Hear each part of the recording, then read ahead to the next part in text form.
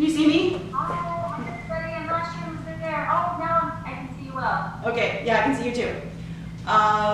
Thank you all for coming. This is so nice. Karen drove from really far away to get here today. I am feeling a little overwhelmed, honestly, because this, I have to thank Dr. McDonald, because when I made the decision to go back to school to finish my bachelor's degree, you know, that was just that was the immediate goal, and I hadn't really thought beyond that. And then she really encouraged me to seek a master's degree, and I thought, you know what, that's a really good idea. I really want to do that, and I just can't believe that it's like 2 years, bam, done.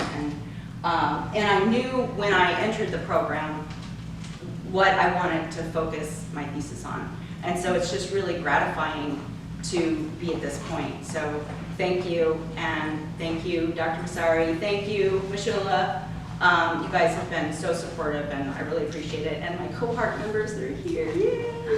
We have the best cohort ever. And Amy, you don't have to stay. I know you weren't intending to be here, so it's okay. You can go. I love you. I love you too. And thank you guys. And this is my good friend Gretel, who's going to help me document this today. Okay, so because of adding this component, I'm going to be like really succinct in terms of the slides and the presentation, especially the early ones that are kind of more of a repeat, a little bit of a repeat from what was in the thesis proposal defense. But if at any point there's something you want me to elaborate on or whatever, just by all means let me know. So here is my thesis. The intersection of intimate partner violence, victimization in the justice system, examining lived experiences through an anti-carceral feminism lens. You never have like a short title, I noticed. Okay, so studying this topic is important for a number of reasons. Obviously, IPV is very serious. I'm looking mainly at what are the long-term effects of the court system. And my research questions are generally, what were their experiences? How did they cope with those experiences? How have they affected them in the long term? What resources did they seek out, et cetera? And the purpose of the study is to reveal the gaps possibly in policies, and to really just mainly examine the lived experiences of these participants as they move through the court system as being related to IPV. Using an anti-carceral feminism theoretical framework, I think that this is appropriate given the implied search for justice that IPV survivors go to in the court system, and how carceral feminism ties violence against women and penal system or justice system. I got my participants from the shelter. They were recruited by flyers, and the shelter was really supportive and really helpful. I ended up with 18 participants, and they ranged in age from 22 to 78 years old. And with the thesis funding, I was able to give them a $20 Target gift card. And this is my portrait of participants, and I think it's really interesting to see the, and I'm not sure how well you can see on this, but had a nice wide range of diversity in terms of race and ethnic backgrounds, ages, whether they were able to work or not, how many children they had. So I was really pleased with the wide range of diversity that I got.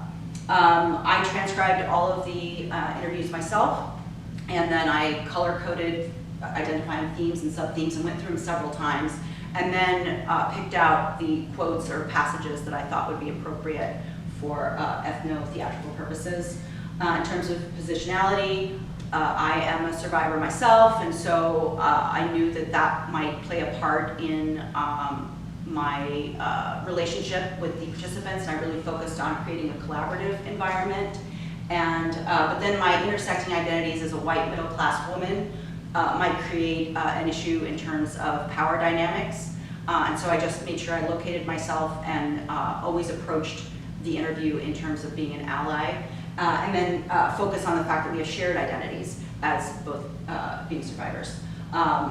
My ethical considerations, again, my position as a participant observer, and I knew that they might be afraid about anonymity. Some of these participants, were concerned about anyone finding out that they were participating in this, and I just made sure that they knew that they were safe and no identifying information would be revealed. And also I understood, given the subject matter, there might be re-traumatization, so I reassured them that if they needed to stop or wanted to terminate the interview, they were free to do so. Okay, so ethnotheater as a form of reflexivity. I want to thank Shula for introducing me to this because it was really interesting for me to take my actress background self and my sociologist self and merge them. And I've really become passionate about it because I think it is a really excellent tool in qualitative research to amplify participants' voices. So what I'm going to be doing, and I'm going to go ahead and do this portion of it first, or right now, because I think that doing it before we get to the finding section of the actual presentation, it'll give context a little bit better. I've selected 5 participants, just very brief excerpts from their transcripts, and I selected them for, you know, either because their stories were so dynamic or I felt their personalities were so dynamic or both. And I've created just a slide for each one, just so that as I'm speaking as the participant, you just get a little context of who it is that's speaking to you. So, one moment.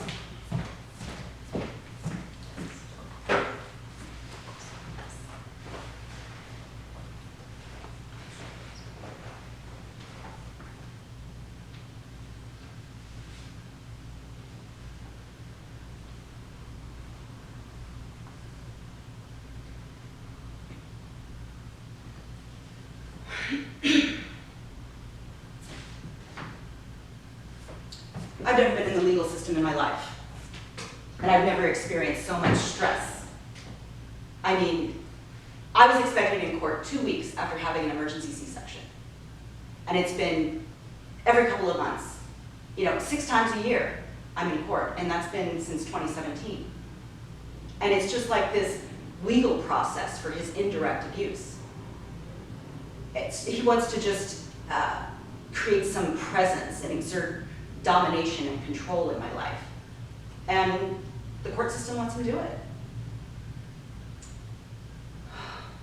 You know, I'm dealing with like this patriarch system in the courts. There's 4 men and me. Well, actually the security guard's male also. And you know, it's just like, well, you're in a shitty situation, but suck it up. That's what I deal with every time I go to court. I strongly feel that I'm abused when I'm in court. His lawyer says crazy things. Like, he said that the mother threatened to cut the baby out while in my stomach. I mean, really? And the judge is just so desensitized. He doesn't do anything. He doesn't say anything. And when I try to say something, it's like, oh no, stop talking. It's very unsympathetic. You know, right now, when I'm leading up to a court date, I feel it in like my stomach, my digestive. It's like I can't eat, I puke. It's just the migraines from all the stress. And I know that I have physical issues from going to court. I feel my blood pressure go up when I go in that room. The way I see it, in my case, more domestic violence training is needed. I mean, the way you talk to someone who's experienced domestic violence is completely different than how you talk to, you know, like someone normal, someone who hasn't. The language and the sensitivity and the understanding, I mean, it just doesn't exist right now. It's for the judge to just sit there and say, oh, suck it up. It's ridiculous.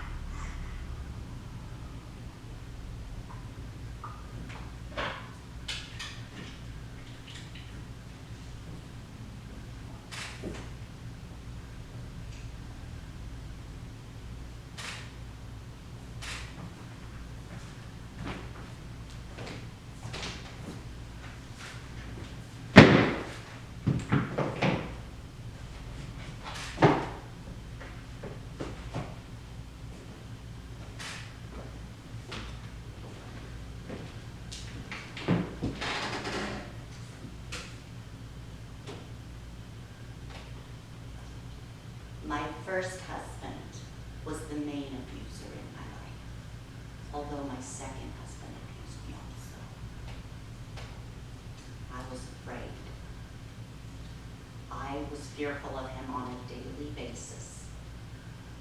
He tried to kill me.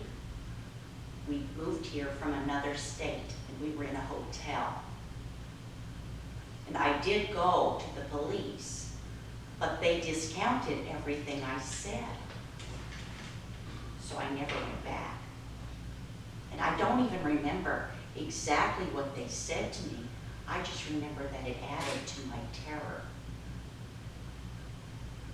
The reason that I ended up in the court system is because, unfortunately, he raped me. And even though he raped me, he was never arrested. It's beyond my comprehension. I mean, the police came and they spoke with him and then they left. And they told me that I should file for divorce or maybe a restraining order.